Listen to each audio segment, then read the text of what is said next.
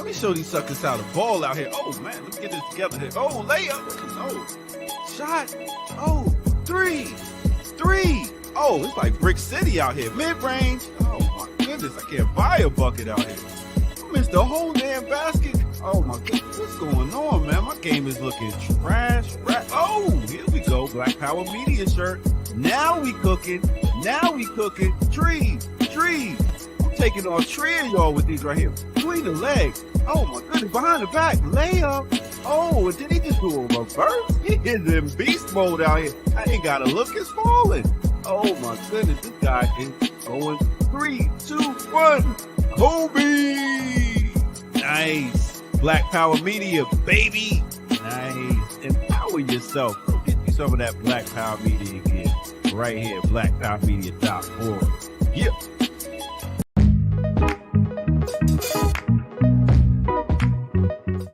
I mix what I like. All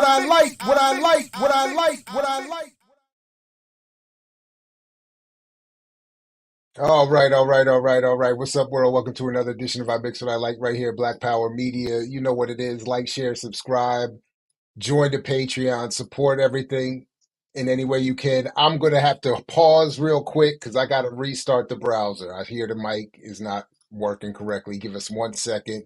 Be right back. It's crazy. Hold on.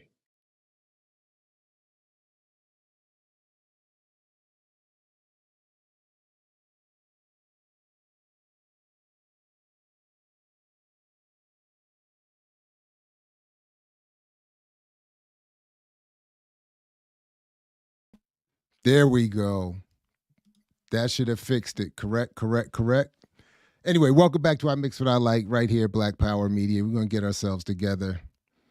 I don't know why it does that. I didn't do nothing to the thing from the first setup, but I wanted to get that straight because, you know, I got to have my voice straight if we're going to have our next guest coming on here sounding the way he does when he does his thing. And on top of that, like, share, subscribe, put this in your socials, invite others to join you. Don't be stingy. This is going to be big. This is reunion time. This is classic. This is payback. This is all the good things that happen in this space. So I'm going to bring to the stage in preparation, getting us ready for Saturday and beyond, the man himself, the voice, Sean Blackmon. And before you even get busy, the prophetess, Bam, in the building. Jackie, what's up, good people? What up, comrade? What's going on, everybody? How y'all feeling? Jared, Jackie, so good to see you both. So great to be on Black Power Media. Yep. It's long overdue, and hopefully we can have this more often. But big shout out to you and your work. It's the work you did at BAM for so many years was fantastic. Extending the tradition from Eugene per year, and just doing great work. So it's an honor and a pleasure to have you join us here, Jackie. Obviously, you know what it is, and so yeah. I mean, it was. I did want to reach out to you, you know, because selfishly, I'm not going to be in town Saturday. I know we got big things happening in the area. You're going to be involved. Both of you will be involved. So I thought it would be a great excuse to have you catch up and talk with us a little bit about it and set us up in advance of that. And then as soon as that was scheduled, we had to get the reunion together and have Jackie come through too. So this is perfect. So, you know, Sean, if we could just real quick, for anyone who's not familiar, we refer to you as the voice on the remix all the time. We always, you know, have a lot of fun. We know you do work, you know, with PSL and beyond, and with Jackie. But Come if you out would just thinking he trying to take your spot, and I don't just. You know that's not gonna. That was a delusion he just got in his head. Don't I? Hey, might be an open position now. I mean, he might have a shot now.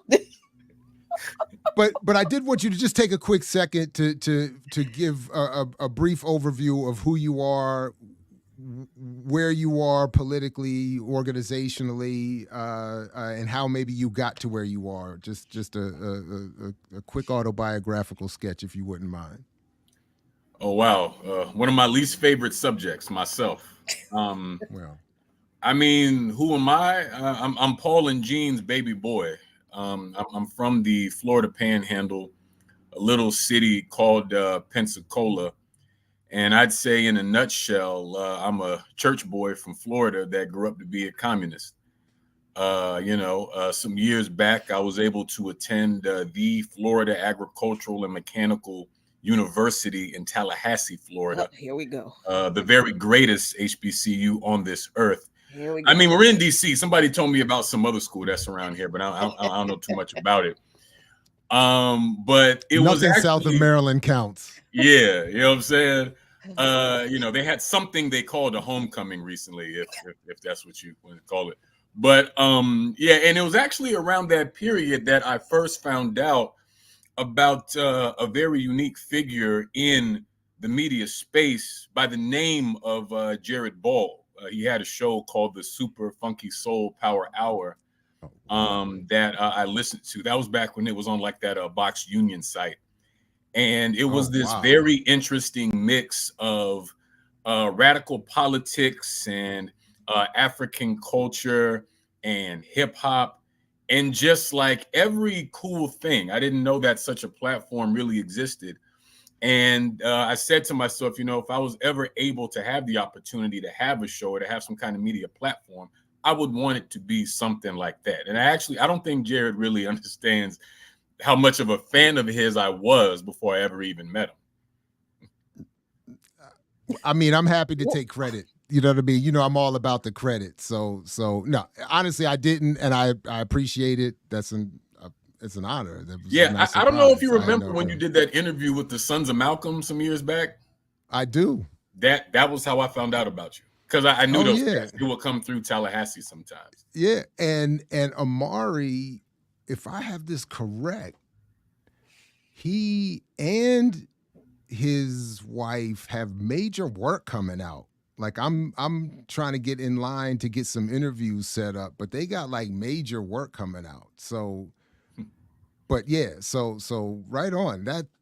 Hey, that's great. I mean, honestly, that was a surprise. So I didn't know, but that's great. Thank you very much. And I guess. Them. Yeah, and I guess in terms of my political development, I mean, I would say it really sparked in 2012. I voted for Obama, like a lot of young Black people, in 2008, and he allowed us to project our progressive sort of sentiments upon him, and wanting to move away from the racist right-wing warmongering administration of George W. Bush. And then, of course, Obama turned out to be, every bit as much of an imperialist war criminal as any other American president. And so that put me in a strange place, because it's like, in my mind at the time, Barack Obama was like he was it. Like, he was the best you could get in the Democrat Party. So if it wasn't him, then like, who could it be? And so that caused me to really question kind of the whole of the electoral system here in the United States, which led to a deeper questioning about the systems that sort of govern the U.S. as a whole.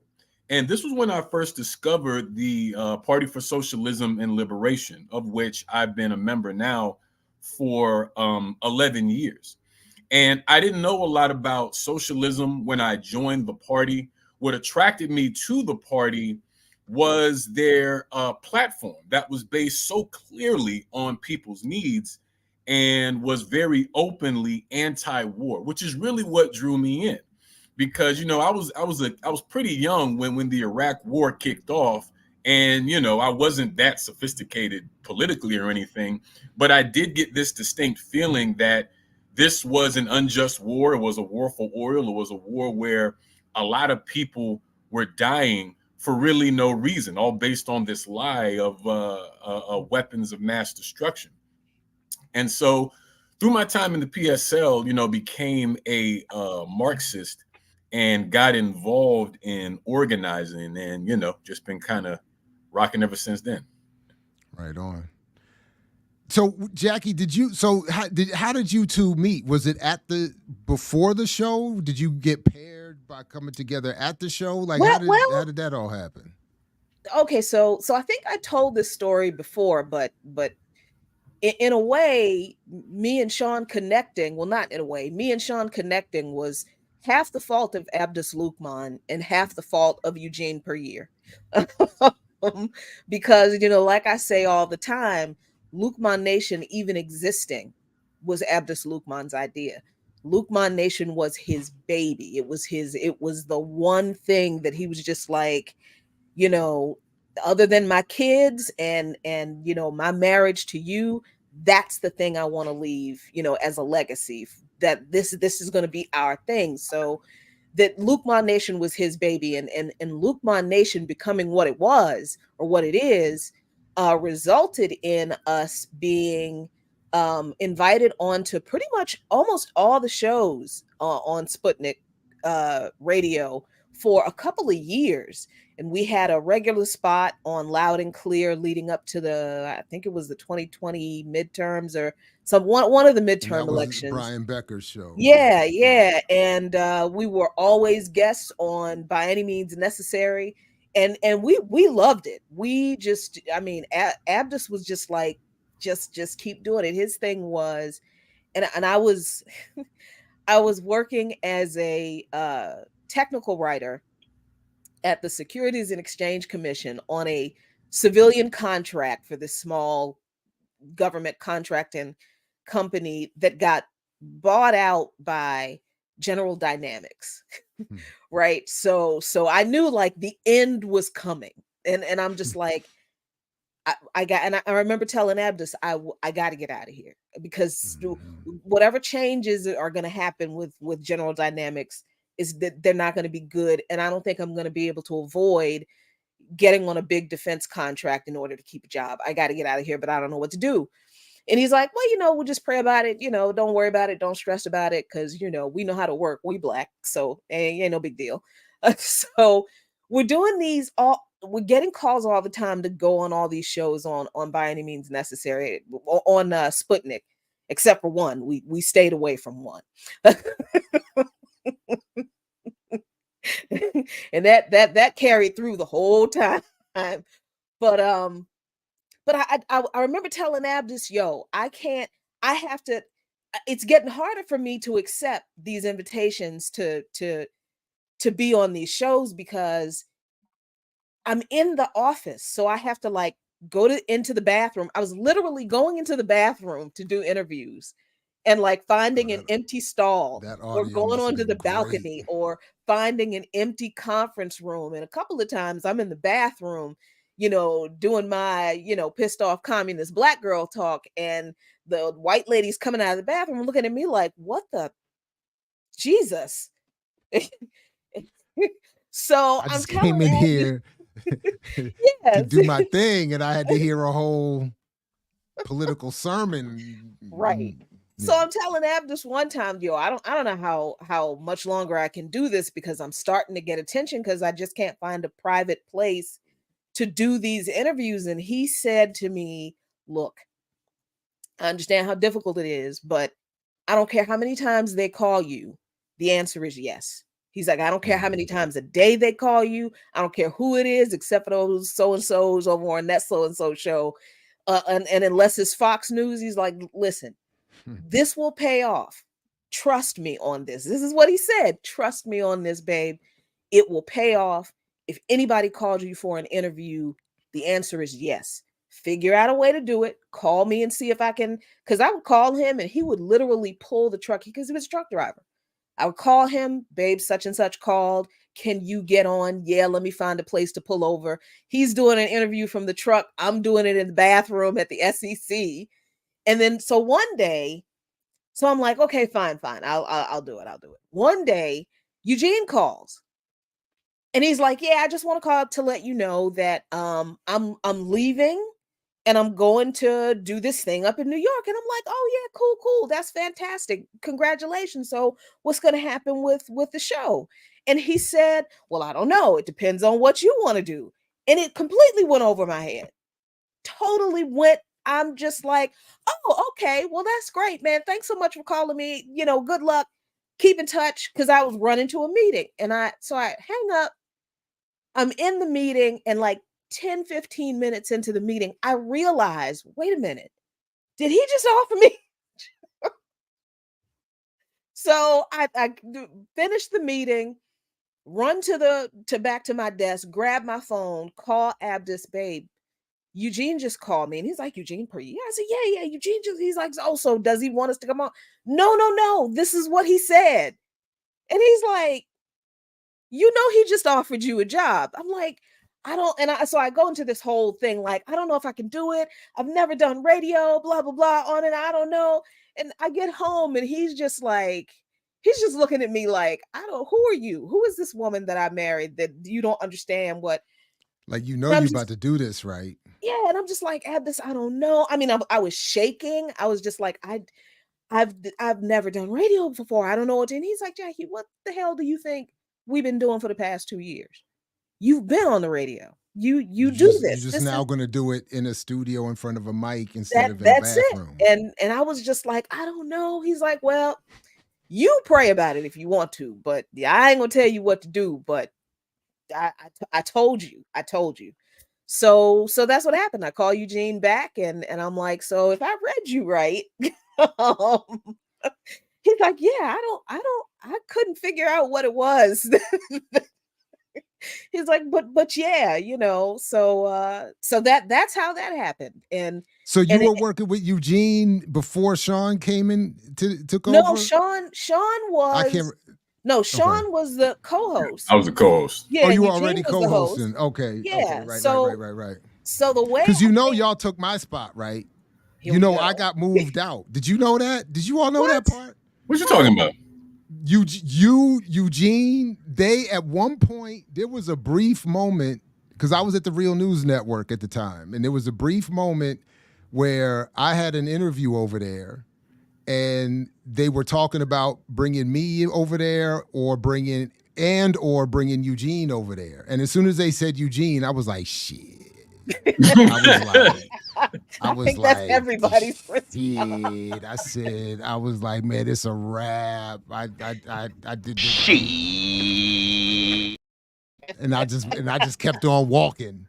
But no, yeah, for a minute, and then there was a brief moment where they were like, then I think it went very quickly to, well, we're going to bring Eugene on, and then maybe we'll bring you on with Eugene, and I hit it with the, again, but and then I just never got invited back in, so I was like, which is I get it. So, but and then once I saw. Because I don't think Sean, I didn't remember, I wasn't sure who you were at the time, but once I saw that you were in there, I was like, this is it was what was supposed to have happened. Mm-hmm. But yeah, so yeah, it was just a brief moment. But anyway. Yeah, so. Yeah, and that period when Eugene left to go through Breakthrough News, that was kind of a stressful time for me as well. And I never really talked about this, but I was in this position where there was this thing, By Any Means Necessary, that was so great. It was so special. And it was like that before I got there.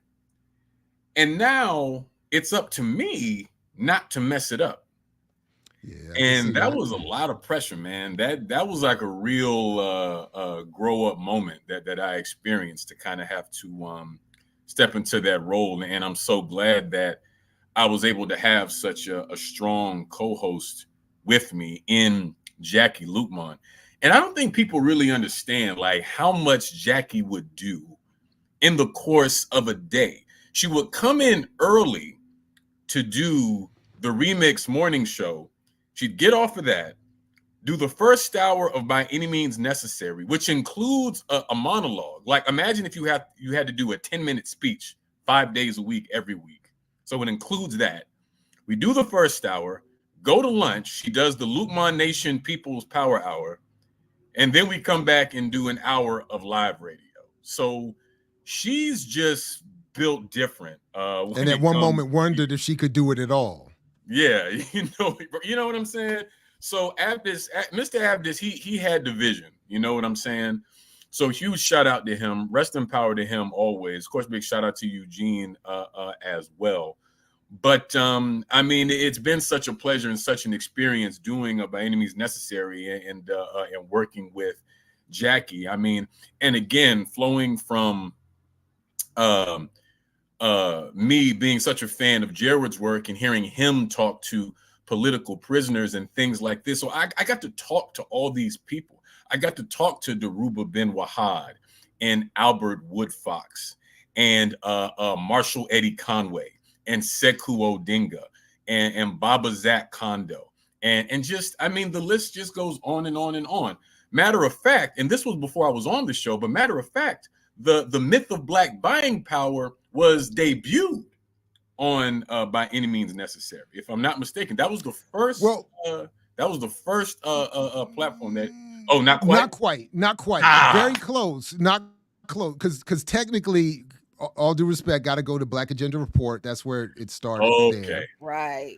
But on the day, and then we also got to give a credit because it was actually a beautiful day for me because I got to go from it was in the same day that I went to Netfa's show when Jennifer Bryant was co-hosting Voices with Vision with him, and that's where the debate with the banker happened. And then right after that, I drove down the street to Eugene's show. And so it was like the day of debuts, because outside of Black Agenda, that really was, and then, you know, Vox Union a little bit here or there, but outside of that, that really was a debut of sorts for that work. So it just was perfect. So for everybody from PFW and Netfa in particular to Eugene and BAM all in one day was dope. So yeah. That debate with the banker was really something, man. I just walked away with the feeling like, hey, dog, you are a banker, but you don't seem to really grasp some of these finer concepts. And to Jackie's point, I was worried going into that. I was like, this might be the minute. I was like, this might be the moment where I get shut down. And I was like, my man, you are. It's like, this is terrible. No, that was something. No, I definitely remember that. I definitely remember that for sure. So just keeping an eye on the clock a little bit, because I know Saturday is a big day and you all are heavily involved, but it just quickly is we're just following this biographical timeline a little bit. You end up both being pushed out of BAM because of your solidarity with the Palestinian community, in part, who you'll be, I know Uhuru is getting a rally that day too, but who in part you will be, or a large part you'll be in support of in terms of the Palestinian struggle. So could you talk just a little more? I know some of that was shared already, but if you all wouldn't mind, just a little bit about how that process went down, and then we can get into Saturday specifically. Yeah, well, I mean, for my part, suffice to say that if one goes back and looks at the entire history of By Any Means Necessary, without exaggeration, without exception, the whole of that show's history, whenever we talked about Palestine, which was regularly, we always took an explicitly anti-Zionist, pro-Palestinian line, because we're anti-imperialists and we understand the connections between the Palestinian liberation struggle, the Black liberation struggle in this country, and the struggle of poor, working, oppressed, and colonized people all over this earth. We've never wavered on that point. And speaking for myself, I was glad to be able to walk away with that intact. And that absolutely leads us to the National March on Washington for Palestine that's taking. Well, wait a second. I know that was beautiful and I'm messing it up, but wait 1 second. I did want to ask, hold on. I want to linger in that moment, one more heartbeat. Sure. Had you ever had a moment like that? Have you ever experienced that, come to the office and I'm confronting you with your principles this overtly and concretely? Has that ever happened before? Because I don't think a lot of us get that kind of direct colonial experience anymore. Like, you know what I mean? We don't get, well, the way I should say. Well, the way I would put it, and for those, who are familiar with By Any Means Necessary, you know that we discussed all manner of international issues. We talked about Syria, Crimea, Ukraine, and again, Palestine. And it was never really an issue. There was never a request that we somehow show multiple sides of these issues or things like that. I'm not sure what brought about the difference now, but unfortunately, it became a situation that was untenable, and the show ended abruptly after about 7 years on the air. And we had actually, even that day, we had recorded a couple of segments, but none of that was ultimately broadcast. And this is part and parcel of a trend that we've been seeing ever since the counteroffensive on October 7th, when this latest round of Palestinian resistance really kicked off. We've been seeing journalists fired. We've been seeing students doxxed, attacked. I mean, even Joe Biden is trying to ramp up pressure on student protesters specifically for their, pro-Hamas sentiments or whatever. I'm sure folks saw the resolution that passed the U.S. Senate also condemning student protesters, which hasn't worked at all. I mean, the young people are not backing down. I mean, just the other day here in D.C., hundreds of students at Howard walked out in support of Palestine. And just last night, I was here at the answer office in D.C. I mean, I'm up here in one of the few sort of quiet spots with the hustle and bustle of organizing Saturday. And just last night, we had over 100 people in this office, which is a lot for anybody who's been in the space. And we were able to crank out 1,100 signs for Saturday to be distributed. And it was just straight up organization and elbow grease. It's sticks, it's papers, it's staples. I mean, you get an assembly line going, and just the energy and the vitality that people have for Palestine and looking forward to Saturday and what they want to do and how they can continue to contribute more and more. And here in DC, not only have we, been preparing for Saturday, but like a lot of places in the country, I mean, there have been actions, demonstrations, protests, and rallies almost every day, seemingly, since October 7th. I had the opportunity to speak at a number of them. Jackie Lukman as well, representing the Black Alliance for Peace, coming out and breaking it down and making it plain as only she can. But about a week or so ago, we had a discussion group here at the office about Black and Palestinian solidarity. I mean, we have an art build, I believe, on Friday, also at Freedom Plaza, getting ready for Saturday.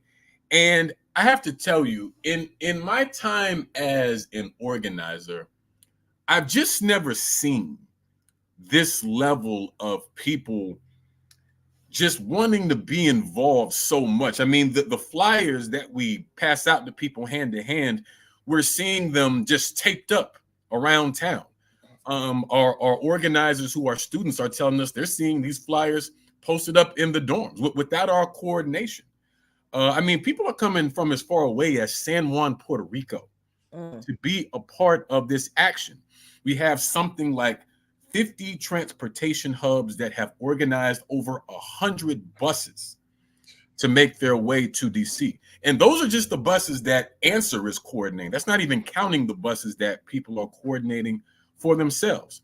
So it is very likely that Saturday could see the largest Palestine demonstration in the history of the United States, and numbers so large that we won't be able to be ignored as much as the corporate-owned press and the U.S. government would like to do so.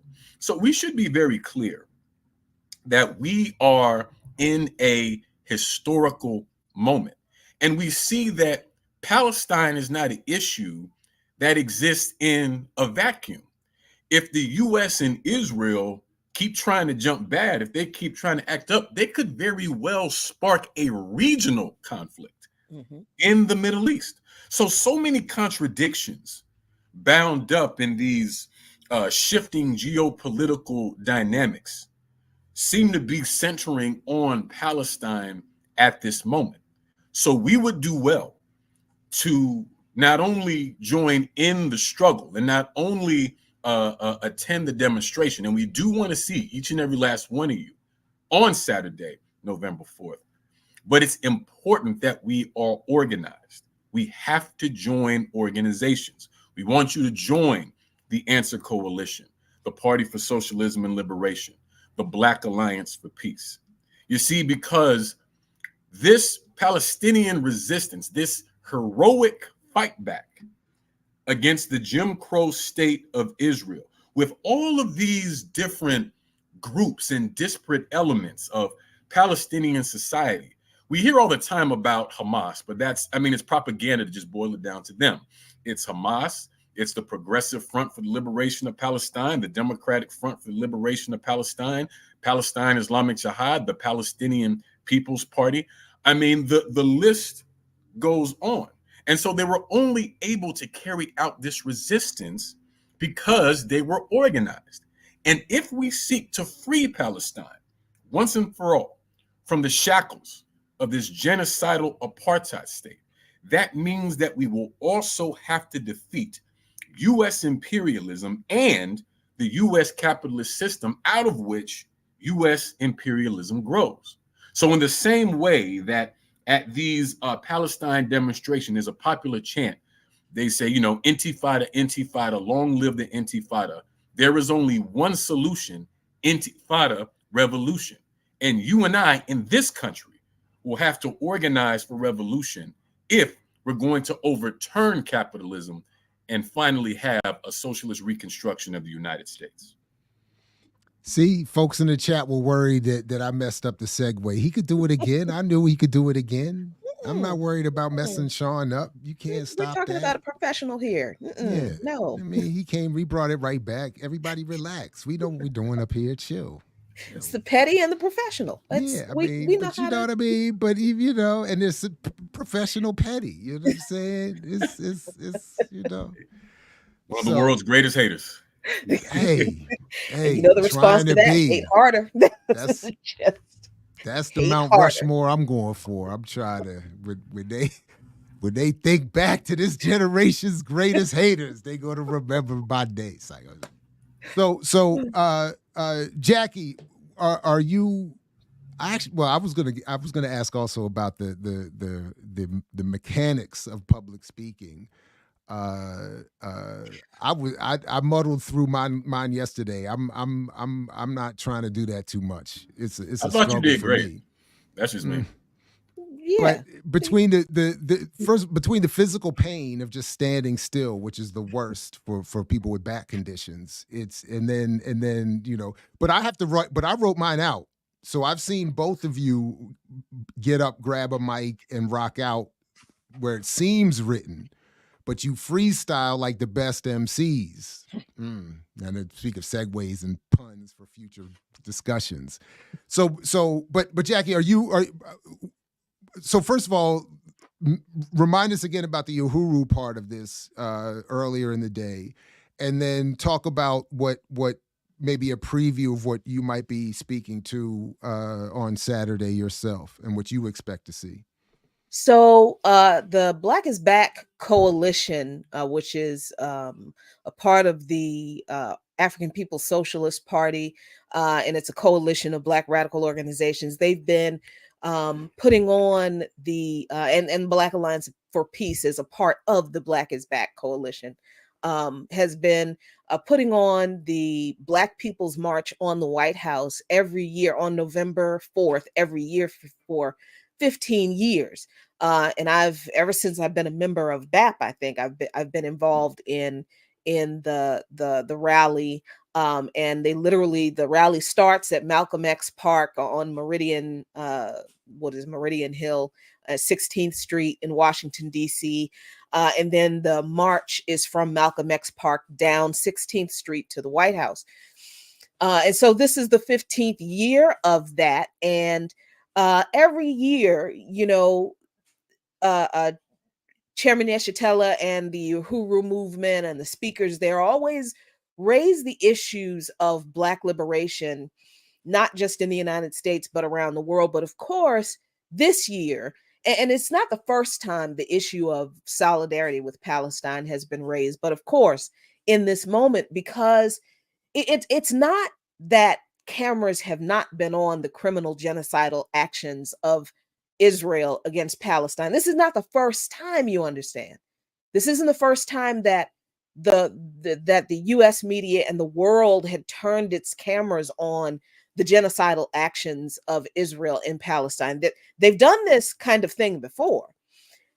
And I can't really tell you why I think this moment is particularly more why it's affecting more people.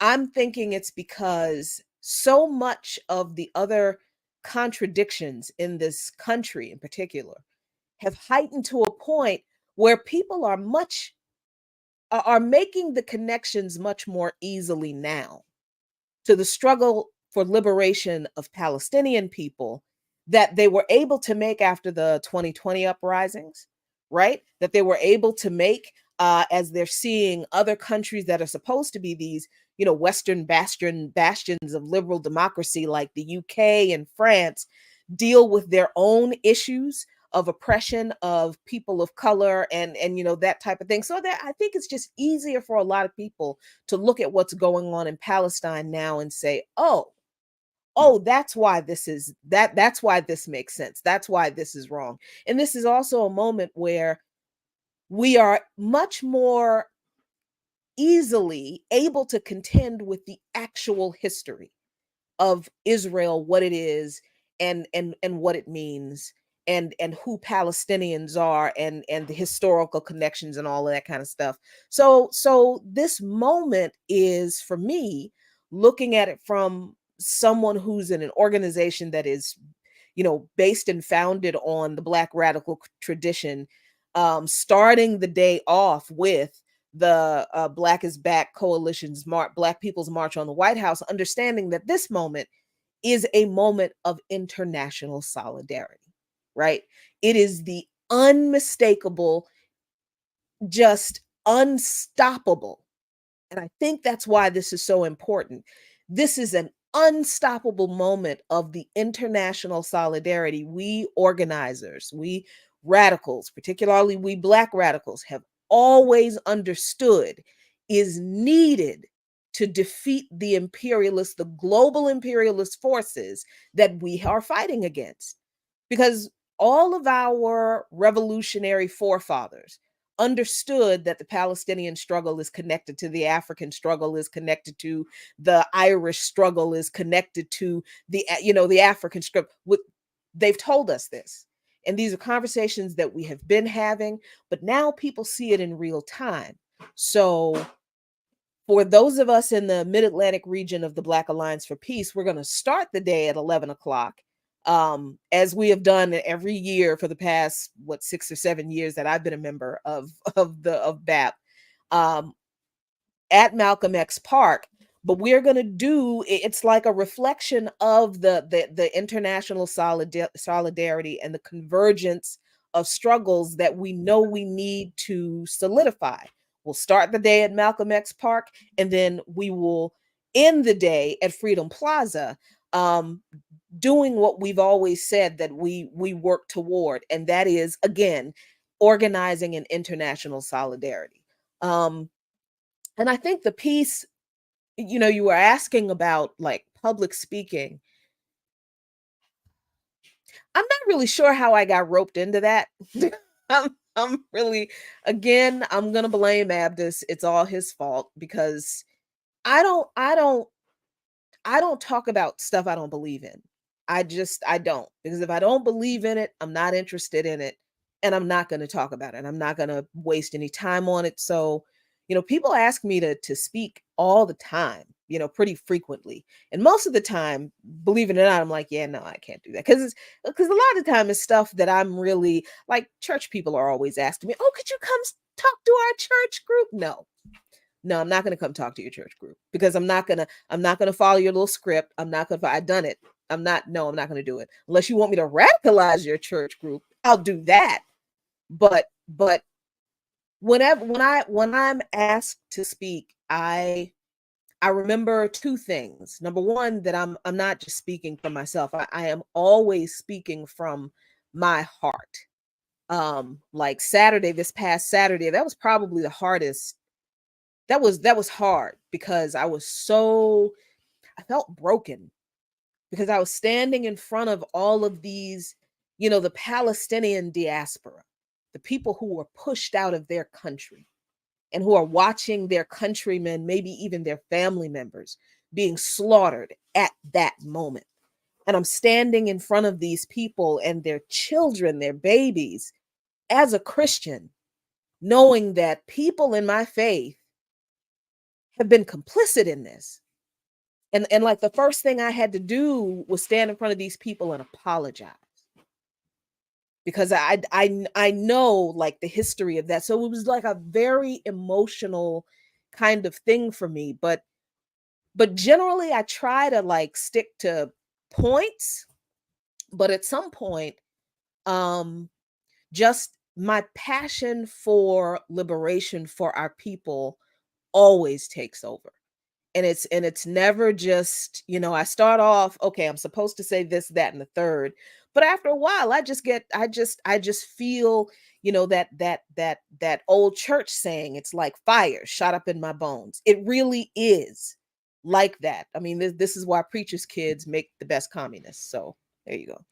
So, Sean, Jackie, one of the questions I've been dealing with in my classes all week is what I've heard you both speak to publicly and elsewhere.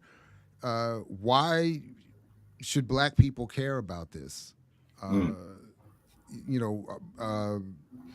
We've had some really good class discussions where that was the beginning. And there's at Morgan State, apparently, there is and not to what extent this permeates the community, I can't say, but there is the contingent that is saying, the Arabs have been guilty of this, that, and the third, and we don't this, that, and the third, and what this, that, and the third, and we got our own problems, which is. So how do you all address that when particularly if you're targeting a world majority audience, Black people and other world majority folks outside of the Palestinian community? Yeah, well, briefly, I wanted to speak real quick to the public speaking part. Oh, sure, right, please. Yeah. Speaking of freestyling, I have to give credit to my mama because when I was a kid. Anybody who grows up in Black church knows about Easter. You got to do your little speech, do a poem, do a play. I think I played Jesus at least twice. Hated every moment of it. But when I had my little Easter speech, my mama, she wouldn't let me go up with the paper in my hand. She made me memorize it. And her logic was, well, you can memorize them rap songs on the radio. You can memorize this. And that actually helped me because I'm like, well, what helps me memorize the songs is the beat. So I just kind of learned the joint rhythmically and kind of went from there. But in terms of how I handle it now, I basically get the points together that I want to, the major points I want to hit. I put them in the order that I need to. And the rest is seasoning. And, I heard my dad say once, and for those who don't know, my father, he's a Baptist pastor back home. He told me, he said, son, preaching it's art and science. So the science is the substance of what you're saying, the actual message of what you want to get across. And the art is in the delivery.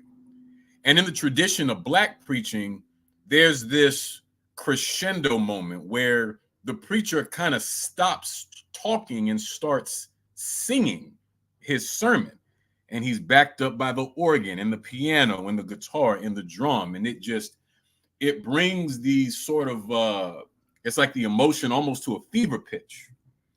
And so this is sort of what I seek to do. I seek to connect with people on an emotional level and speak to directly what they're feeling. And basically giving the message like, look, I know things are bad, but if we're organized and we continue to fight, everything will be all right. And this is mostly what I try to get across. But to answer your question about why should Black folks care about Palestine? This is a crucially important question, precisely because of what you named, Jared, this reactionary, right-wing, xenophobic nativist trend that I find is mostly online, but I think is seeping into the popular consciousness of Black America. And what I try to get people to understand is the connection between the Black liberation struggle and the Palestinian liberation struggle is material and moral. So let's talk about the fact about how some of our luminaries, some of the greatest people we have produced, have stood with Palestine. 1964, Malcolm X writes an article in the Egypt Gazette called Zionist Logic, where he talks about the value that Israel has as an outpost of U.S. imperialism in the Middle East region, and how Israel is a force that divides the Arab from the African and from the Asian. And he makes the point that, how is it that we can say that the Zionists have this right to Palestine because supposedly they were there 1,000 years ago? He said 1,000 years ago, the Moors ruled Spain.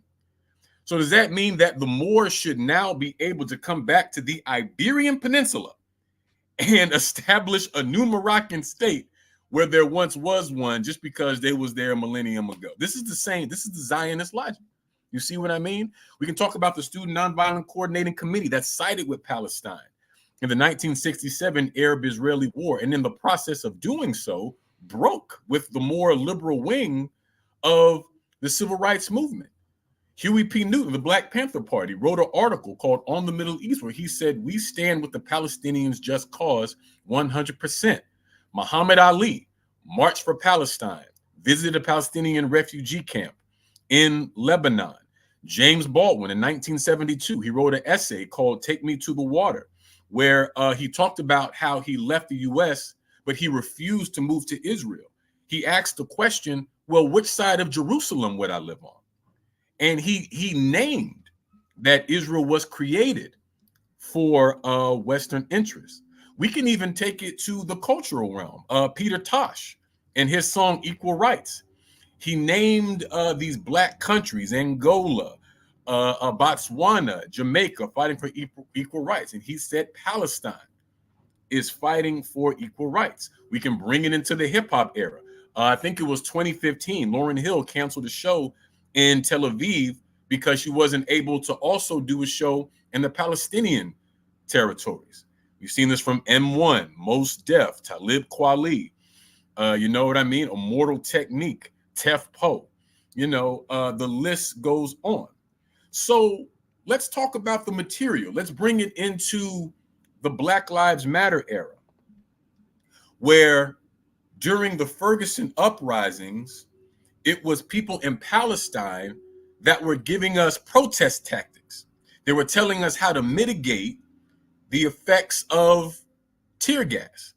And then it was discovered that some of the same tear gas and the same weapons that were being used on Palestinians were being used on us here in the US. And even beyond that, we discovered this relationship, this training of US police in Israel. So US police literally go to Israel to learn the tactics of repression and death that they use on Palestinians to come back and try to suppress the movement against racist police terror here in the US. I mean, you had these companies like G4S, these security companies that profited from the mass incarceration of Palestinians in Palestine and Black folks here in the US. I mean, since 1967, 800,000 Palestinians have been arrested and detained, some of them as young as 12 years old.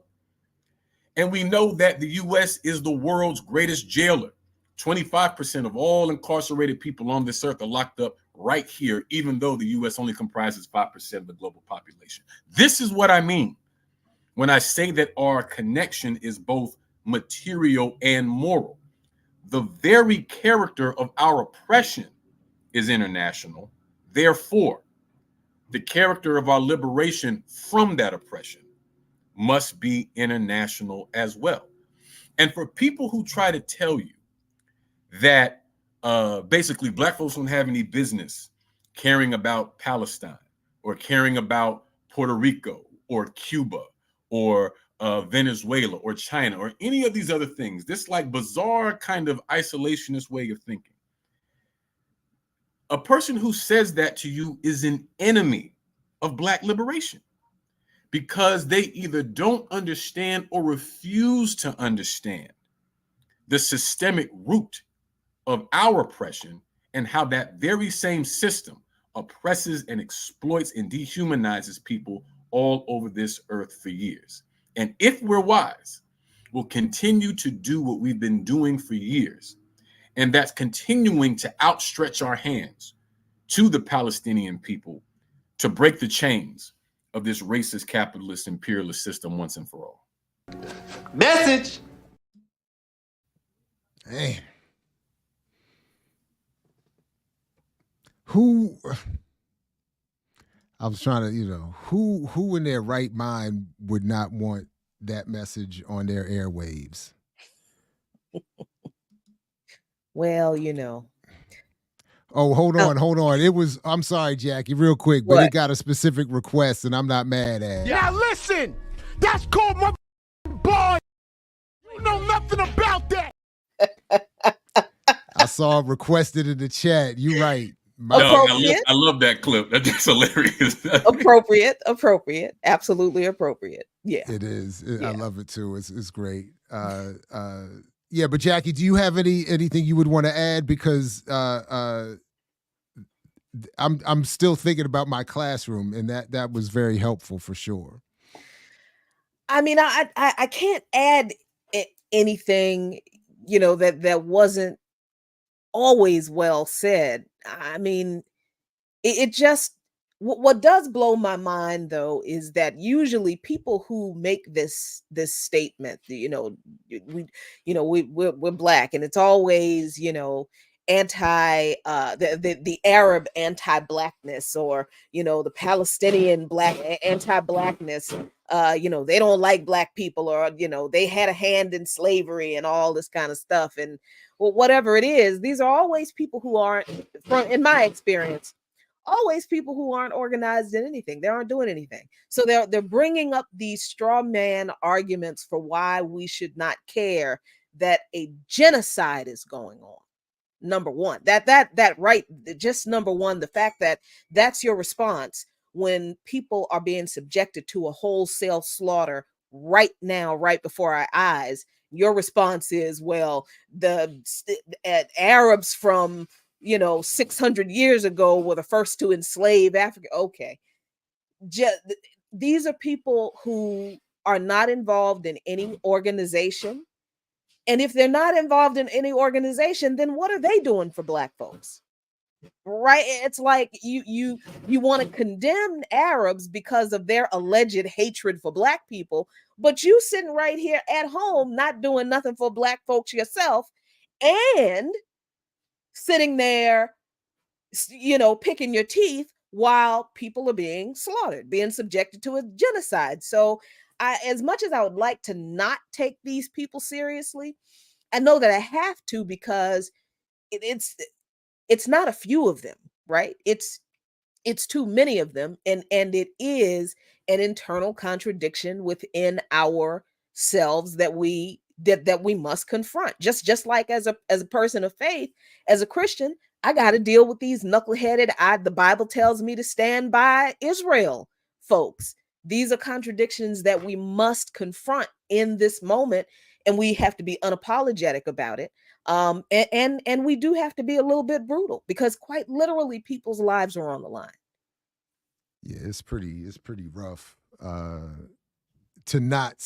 It's pretty rough to not see those connections and that point in particular. So look, I know our time is a little bit short today. A lot of preparation going on. I saw some of the Instagram of Sean, in terms of Sean and what you were talking about with the sign prep.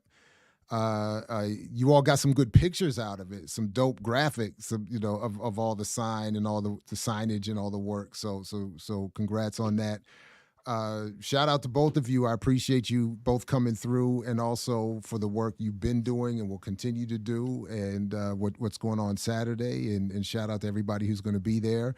But let me let you both have any final words, encouragement, points of information, where to be, what time, all those kinds of things.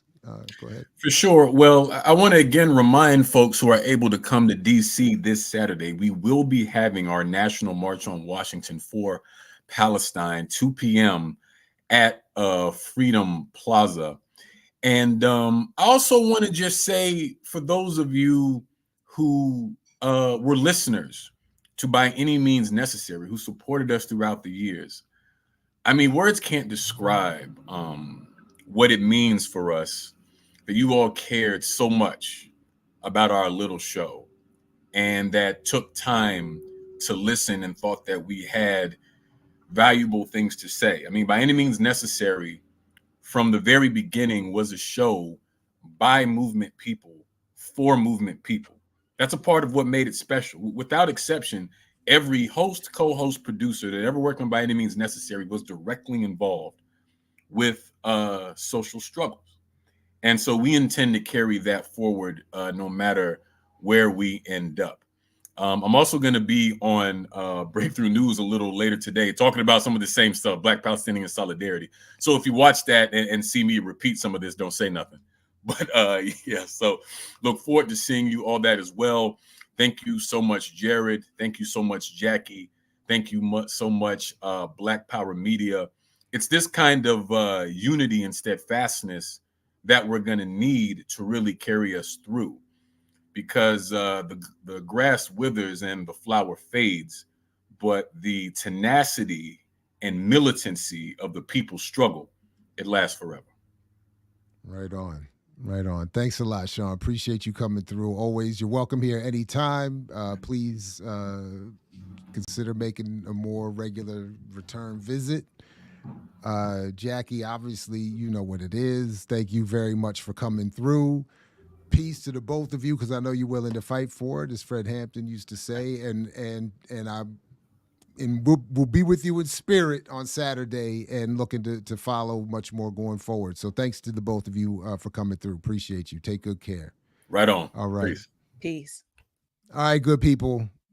Big shout out to the BAM crew and to Jackie and Sean. Really appreciate them coming through. And thanks to you all who were able to join us today.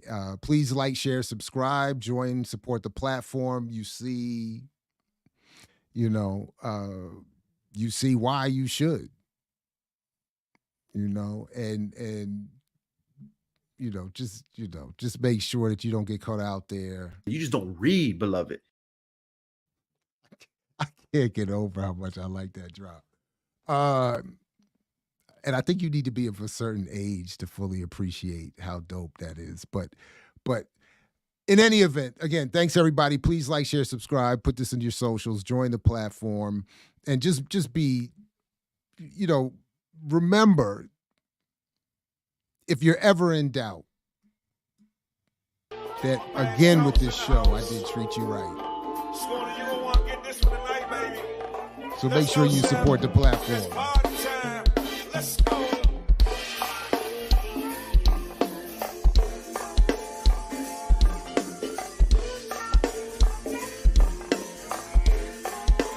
Yes. Did not treat you right. Peace, everybody. Only if you're willing to fight for it, like Fred Hampton used to say. Thanks again for coming through.